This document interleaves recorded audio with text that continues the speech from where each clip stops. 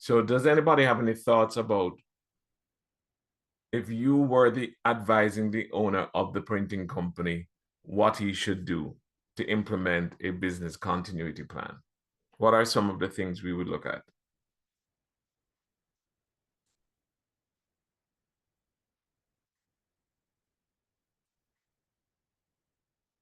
Well, we would plan the objectives and the scope, right? The primary objective of the plan is to ensure that there is continuity. We would also then look at identifying what are his essential operations, what are his assets, who are his key resources, and the limits of the plan. We would look at conducting a risk assessment to identify any potential threats like natural disasters, cyber attacks. So as a consultant for cybersecurity, or if you were a leader in the cybersecurity department, you would speak about what could affect our business and then rank those in terms of how likely it would happen. For example, if you have not had an earthquake in the past 200 years, it would not rank as a high likelihood.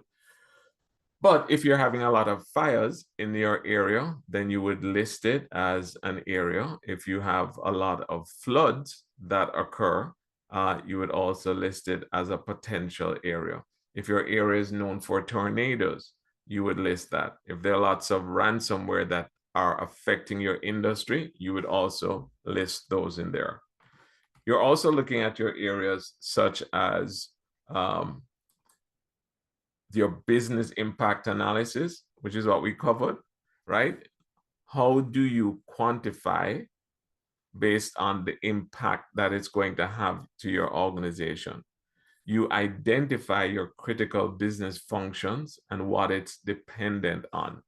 We would look at also being able to identify how you're going to recover from the incident. You're going to define the roles and responsibilities and attach them to the action plans. You're going to be able to conduct regular testing to make sure that the business is prepared for when it occurs. And then you're going to review the plan and update the plan regularly. And one of the key reasons why you have to update and review the plan is that employees leave. Let's take, for example, an incident happens at 2 o'clock in the morning, and you're trying to reach the head of the facilities department, and they left. Then you wouldn't have their phone number anymore. Their email would have changed. So things like that are a reason why you want to review the plan, make sure that the right people, sometimes people don't even leave, but their positions have changed. So you continue to review and update the plan regularly.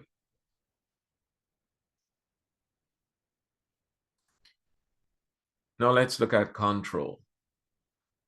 Control is a safeguard or a countermeasure. It's designed to protect the confidentiality, integrity, and availability of its information and to meet a set of defined security requirements. It has controls and risk, and we have to look at how the two of them interact with each other. You have untreated risk, and then you have it after the post-treatment. You have to be able to look at how are you going to assess the control. The control is there to reduce risk. And risk reduction is typically dependent upon the effective function of the control. You have environments that change.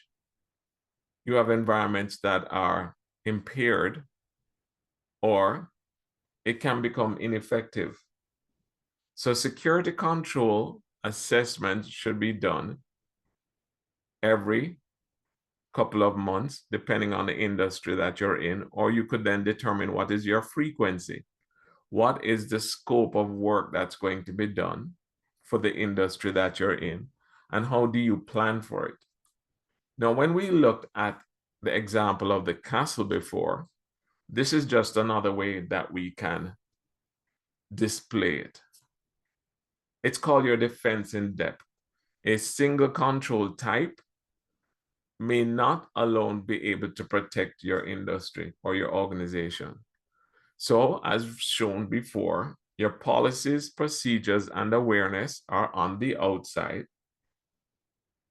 Your physical, which is your locks, fences, and security guards, are on the inside. You have your perimeter, which is going to be your firewall, VPN, and packet filters. Your internal network, which again is firewall, intrusion detection, and encryption. You have your host platforms, your patches and malware. You have your single sign-on for your apps. You have authentication and authorization. And then you also have your data. So some of these areas form your defense in depth. Now, is there anything on this diagram that anyone has any questions about? Any particular area that you're not sure about that you want us to go into? Because these are all critical areas that we need to at least understand the fundamentals and where it is. Yeah, I have a question here. Sure. Okay. Okay, now yeah, for the internal network and the host, they are sitting on the same zone or different zone? Yes. Because based on what I see here, they are sitting at the same zone, right? Yes. It's supposed to be a different zone because internal network there's a firewalls and those are on a different entity, and then the host will be a different entity. So let's go back from the data. The data we know is going to be at the core, and the data is going to be your crown jewels. Correct? Yeah. Okay. So the application is the next level above that. It's the closest thing to your crown jewels because you are going to access your data using an application. Correct? Yeah. Okay. So when you see the host and your internal network, the host and an internal network are very close to each other because how do you get through to the host?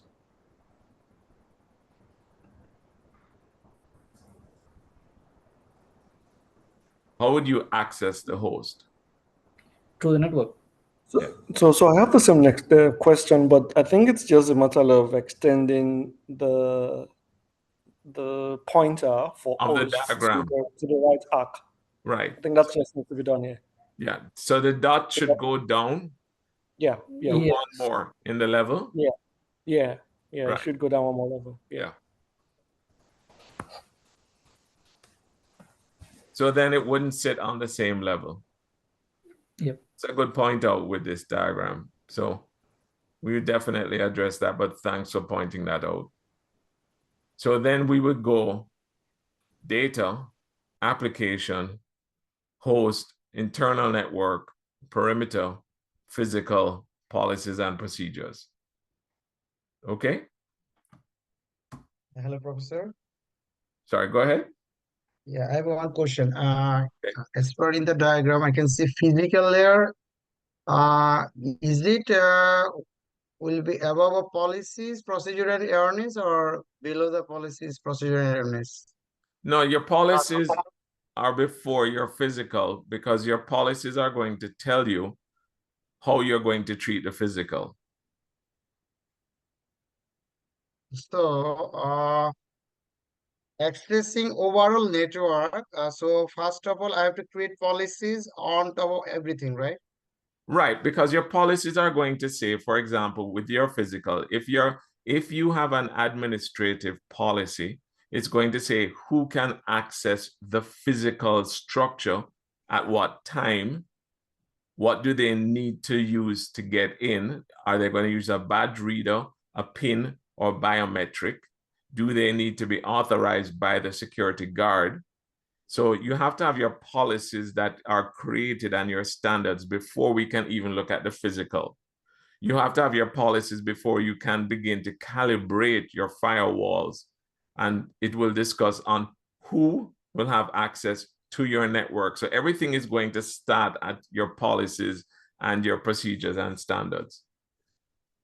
Okay, got it. Thank you. Nice. Okay.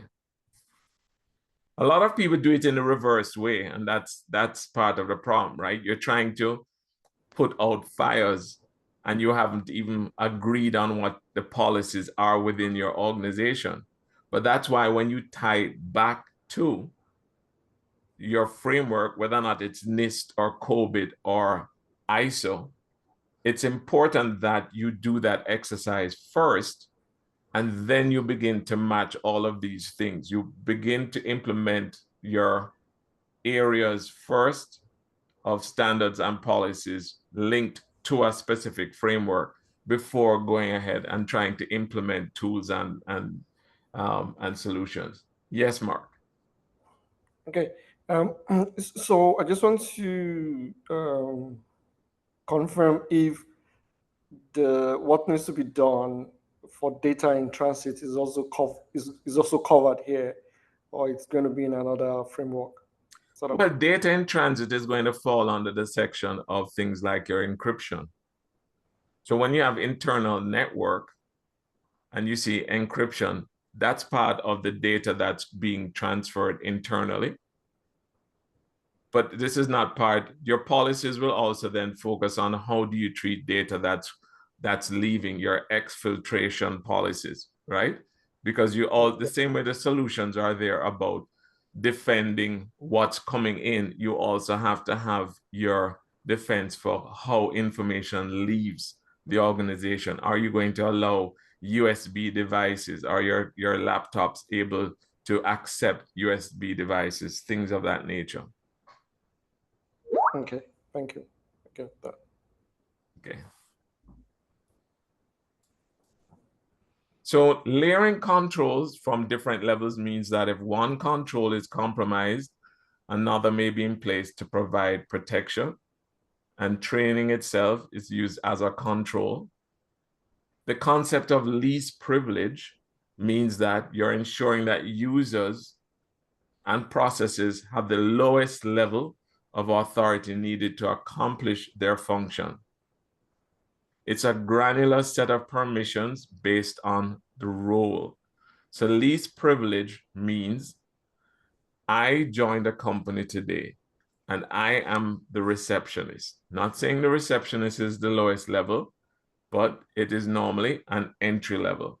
So I joined today and I'm given a laptop or a computer and I'm given a password to log in. Normally, it would just allow me to be able to go into things that would show who is coming to the office today. Maybe it will have Microsoft Word and Excel spreadsheet, but it's not going to give me access to HR files, to payroll files, to finance files, because it's least privilege. So you try to use least privilege to control that when somebody is at a particular level, that they don't have access to more information than they are supposed to. This can even include senior managers that would not have access to data that directors have. Directors would not have access to information for vice presidents. But also, if I am a vice president for human resources, it does not mean that I have access to data from finance. Least privilege is going to lock or close you in to that specific application based on the least amount of privilege that I should have within the organization. When we're moving on to things looking at your user lifecycle management, we're talking about provisioning accounts. We're looking at when somebody just joins an organization, you are provided with a device which is called onboarding. You're provisioned with a password or a device. You have your user management, you have your communication management. There's normally extensive analytics, and then there is deprovisioning if you leave the organization or you move to another department. Here's the reason why. I joined an organization 20 years ago in facilities. I got promoted and I went over to finance. So I then got passwords for finance department. Then I thought I'd like to do something in IT and I moved over to IT. So now I have the passwords for finance, facilities, and IT. Then I wanted to find out more, and I said, you know what? I want to work now in HR. So I now have the passwords for all of those things. So deprovisioning is not when somebody leaves an organization that they should not have access to those passwords anymore. It's also internal within an organization that you pull those passwords from those applications they used to have. And the key reason for that is if a hacker was to get access to my account, then they would now be able to go into finance, HR, facilities, IT, everything I have a password for. And that's why it's important that we look at provisioning, we look at onboarding, we look at offboarding. All of this is part of what is called things like your user life cycle. So your user life cycle management is going to include the provisioning of accounts, the deprovisioning account. You may have voluntary termination, involuntary termination. How many accounts does a user have? Single sign-on means that you can have access to multiple accounts just using one password. You have areas like cloud, you have areas like payroll, but you have to look at, are you approved to have access to multiple areas? Who is monitoring this? Is it being audited? Is it being enforced? And should each person be reviewed and certified at least every 6 months or a year that the manager or that person's manager is checking all of the people who have access to that department and saying, hey, but John no longer works for me. John has not worked in this department for 2 years. Why does John still have access to HR information now that he's in finance? So that is user lifecycle management. Then we have privilege access management. Now, privilege access is when you have user accounts and you have service accounts and system accounts, different types of accounts. You have administrative accounts, you have enterprise administrator, domain administrators. These are key roles. Any questions? So basically, are you saying that if you don't need access, if your scope doesn't permit certain access, then in order to what you call it, to maintain data integrity or prevent unauthorized access, it should just be in a specific, what do you call it? I don't know. Whatever scope you're practicing in. Yeah, you should have access. Yeah, you should only have access to what you are required to do in your job. Okay. And many organizations, that's where the breaches have happened because now it's called lateral movement. Oh. So let us say I click on a phishing email. They now know my password. But they now have access to everything else that I have access to. So if I have too much access, then that's where the breach is going to happen. It's not just on my email. Okay. Everything else. And that's why what happens is, so you've heard of phishing, right? And you have whaling, and they're different terms because what will happen is you will put your position in LinkedIn. They're not interested in finding a low-level person in LinkedIn. They're going to look for the CFO, the financial controller, and then send that fake email out using that person's profile. Because that person's profile more than likely is going to have access to multiple solutions, Oracle, payroll here with ADB, right? It's all over the place. So it's important that privilege access management is controlled. So now you have solutions that essentially will change that password, and you can set it to every day that a new password would have to be generated, because that set of people who are managing databases are under significant threats. Enterprise administrators, domain administrators, people that deal with key accounts, their access is under attack. So they would now get a separate password being generated for each application that they manage. Oh, is that the same as multi-factor authentication, or is that something different? It is multi-factor authentication on steroids, because Okay. every organization should have multi-factor authentication, even at the lowest level. Okay. But normally, if you have a password today that has not been breached, or there isn't an indication that it has been breached, they don't encourage you to change it anymore. You no longer have that policy of you should change your password every 60 days or 90 days. That's really old school. The position now of NIST is that if you have a password that is working and it's a strong password, meaning, you have caps lock, you have ordinary, you have numbers, you have symbols in there, and it might be like 10 different things inside there, and it's working. There's no reason to change it because it has been working.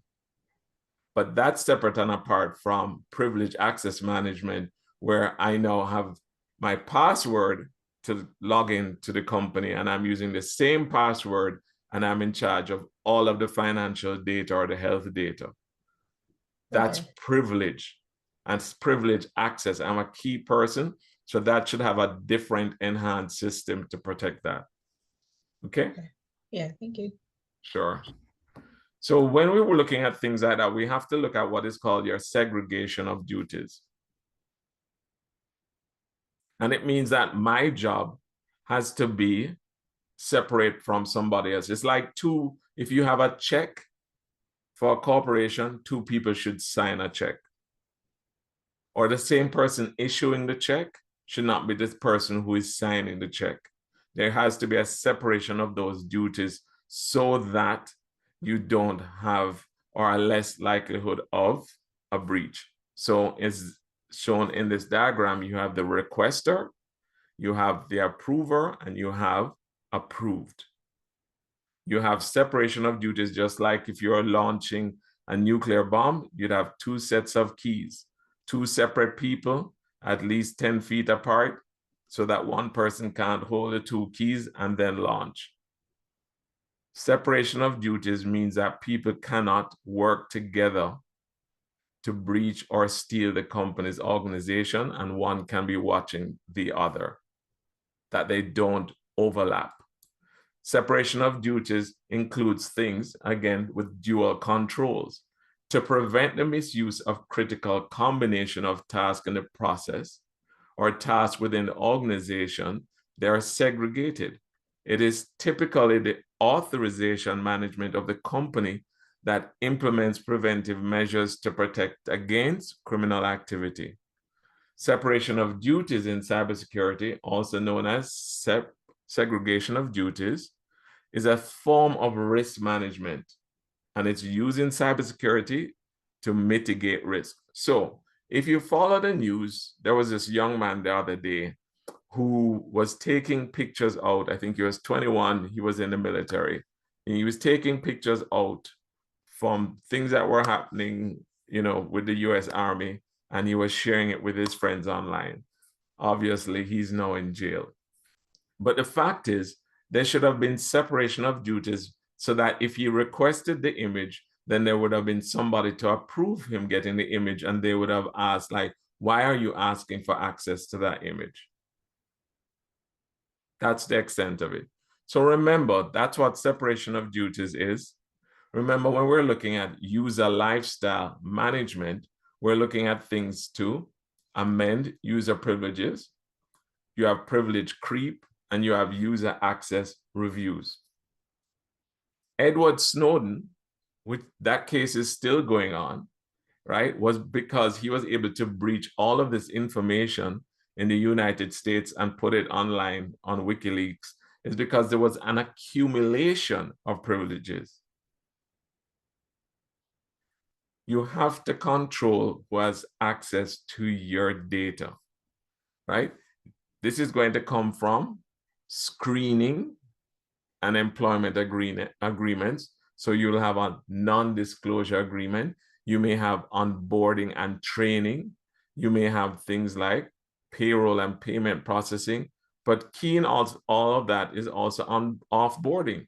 A lot of companies, people leave and IT has not been advised by HR that the person has left. Sophisticated systems today that they actually tell IT before the person even knows that they're being terminated. While the person is being invited in by HR to say that they're no longer required, IT is shutting off their system. May seem harsh, but that's the way it is because a lot of damage can be caused in those few moments when the employee is upset, depending on if they're upset. So we look at authentication, we look at authorization, we look at how users can say that they are who they say they are, which is authentication. And then authorization is giving the user permission to access a resource. Take a moment, absorb that, because it's important that you understand the difference between authenticate, that's confirming that I am who I say I am. You've authenticated me. It's a two-part process. You have authenticated me, but that doesn't mean I can get in. That was what was actually happening. You were authenticated to be part of this meeting, but you weren't authorized and were in a waiting room, unfortunately. So that's what happens between authenticate and authorized. So you have to be able to balance off the controls there. We're looking at things like your administrative controls, where you need to document things like, what's your approach? How do you operate? You have to look at the legal dimension and the regulation that's involved, right? So factor in how you want to treat your policies. So the policy is the highest level. The procedure is the lowest level. Now, this is actually inverted because the policy being the highest, you would think it's at the top. But the procedure is really what is discussed, like this is how we do things in our department. It's not mandatory. But the procedure then moves into the guideline saying, you know what, we'd really prefer if you followed our guidelines on how we do it. But when we're talking about it getting more formal, then we have to put in a standard. And this is now specific. It's going to be able to move into what is your objective. It describes what is to be achieved as a result. Then you have your policy. It's a high-level statement of management intent. It has C-level sign-off, meaning senior leadership sign-off. It's going to explain the what and the why. Your procedures are going to be created at the business unit level, and it's the how we complete the task or function.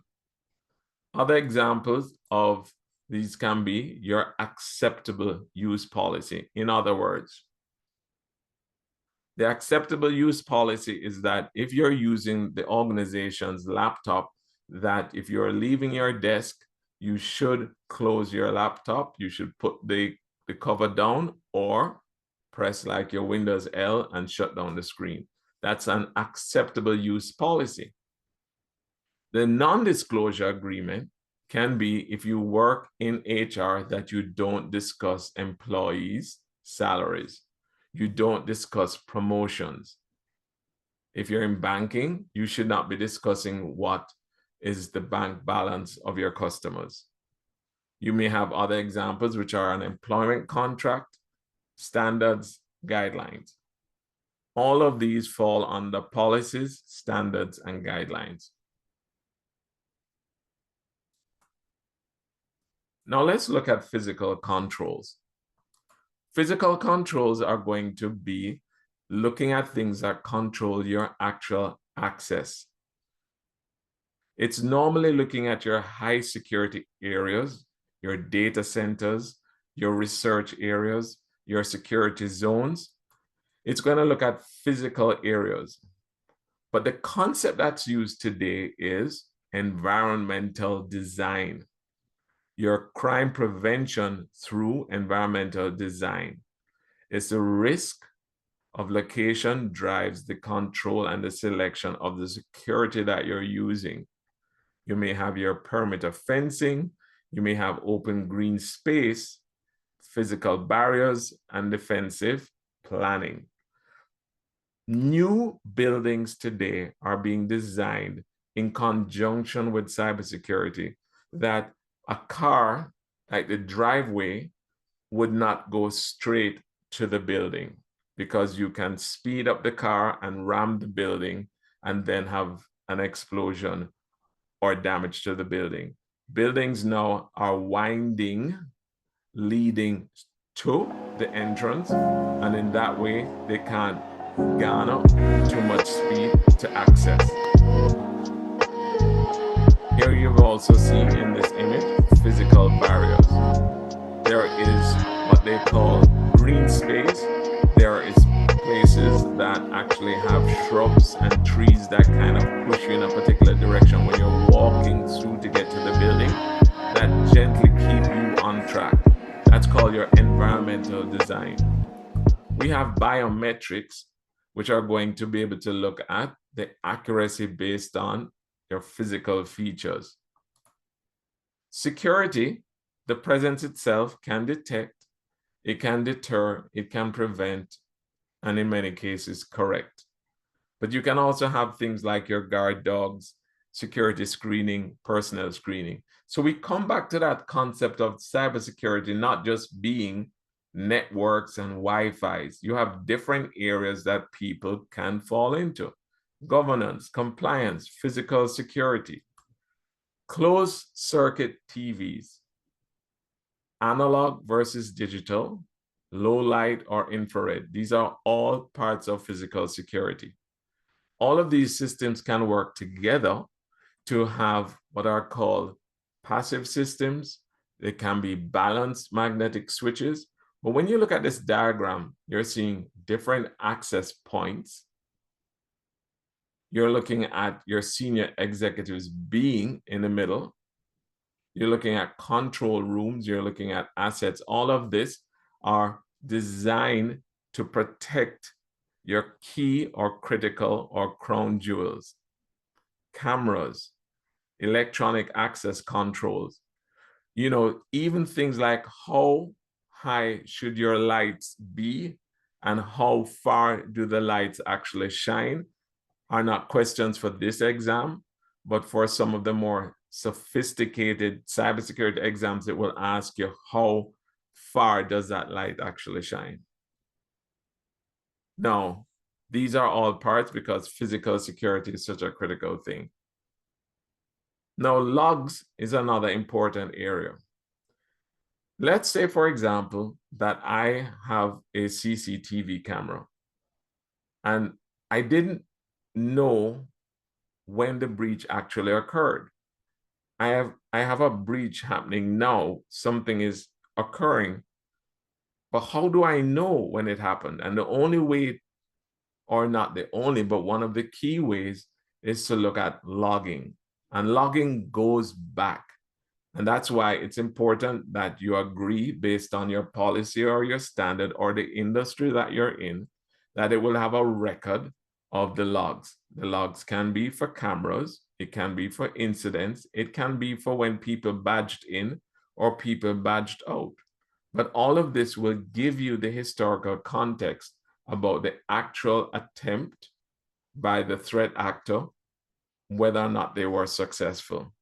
And these tools are normally automated and stored securely. They are used by auditors to see your level of maturity from a cybersecurity standpoint.